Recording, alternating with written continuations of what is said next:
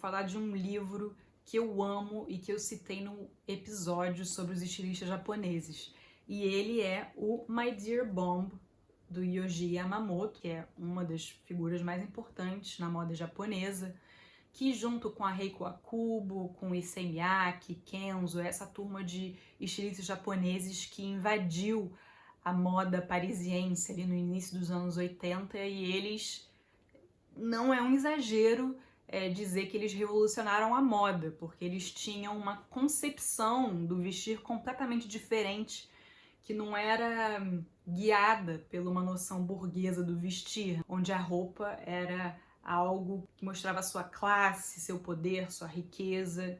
Não tinha nada disso. Tanto as roupas do Yamamoto tem pouca cor, é quase sempre preto, inclusive dá pra ver aqui que o livro ele é todo preto, tem formas desconstruídas, que se hoje em dia, né, até essa palavra é um pouco clichê, desconstruído, mas foram eles que criaram isso, eles que criaram essa estética desconstruída. Vale lembrar, como a gente fala no episódio, que essa é uma geração marcada pela guerra, que nasceu no meio de uma guerra. O Yamamoto, ele nasce em 1943, ele nem chega a conhecer o pai dele, né, que morre durante a guerra. E ele fala como ele é movido por essa raiva. E uma raiva que surge desde muito pequeno, de não ter conhecido o pai, de ver um país em frangalhos, de ver a mãe dele se matando de trabalhar, a mãe dele inclusive era costureira, mas que ao mesmo tempo virou a força motriz para o trabalho dele. Mas eu quis trazer esse livro do Yamamoto, primeiro porque não é uma autobiografia tradicional, convencional. É meio biográfico, meio ficção, tem fragmentos de memórias, ele fala um pouco sobre os fracassos dele, os desejos, dá para você entender a visão de mundo e a filosofia de vida dele, mas realmente não é uma coisinha assim certinha, redonda, e eu acho que é isso que faz desse livro uma obra fascinante, e eu sempre volto para ele. Ele foi publicado em 2010 ou 2011. O trecho que eu separei para ler para vocês não tá ligado tanto à biografia dele. Em algumas partes, ele começa a destrinchar cada elemento da roupa, como, por exemplo, a manga, o botão. Ele questiona a razão de ser de cada um desses itens. Porque, lembrando, o Yamamoto ele não era muito chegado a enfeite, né? Então, tudo tem um sentido, de certa forma. E o trecho que eu separei para ler para vocês, ele fala sobre o colarinho.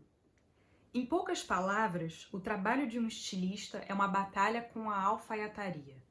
Durante os meus 10 primeiros anos fazendo roupas, eu briguei com a ideia do colarinho. Por que ela é necessária numa peça de roupa? Fiquei obcecado por essa questão.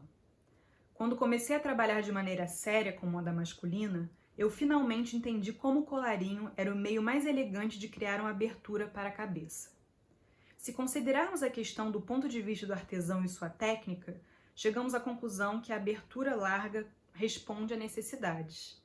Imagine um decote arredondado aberto na frente. Com o tecido drapeado em torno do pescoço, simplesmente faz sentido dobrá-la na parte da frente da roupa. Aí está a origem da lapela. O tecido envolve o pescoço, a parte da frente é dobrada para trás, onde vem para repousar.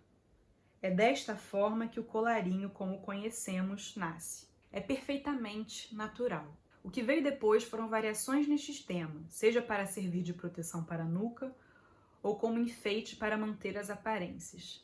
Nada disso era uma mera questão de detalhe. Tanto o peso como a presença do colarinho em si tinham papéis importantes. Sem peso suficiente, o colarinho se afasta do corpo, deixando a roupa desconfortável. Ao deixar a nuca exposta, inevitavelmente provoca uma sensação psicológica de frieza. O colarinho de alfaiate é de fato um monumento aperfeiçoado na história da moda.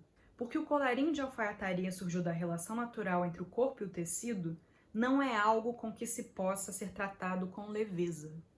Se pensarmos o colarinho como os ouvidos, então o corpo deve ser construído no mesmo sentido. Se o corpo é do tipo A, então não funciona um colarinho do tipo B. O colarinho branco de uma freira é como o tecido que envolve os assentos do Shinkansen, né, que é o trem-bala japonês. Da maneira que eu vejo, um colarinho de verdade é o que segue o fluxo natural do material, enquanto aquele que interrompe a fluidez do tecido é um colarinho ornamental. Quando se estuda o molde do colarinho, percebe-se de cara a sua forma que lembra um bumerangue. Quando esta peça curvada é dobrada, prende-se ao pescoço. Esta curva é a alma do colarinho, e seu arco deve ser enchilado com alguma tensão. Na minúscula superfície atribuída a este item, a diferença em poucos milímetros pode realçar a elegância e distinção do colarinho. A tensão deste arco tem como origem a área do pescoço.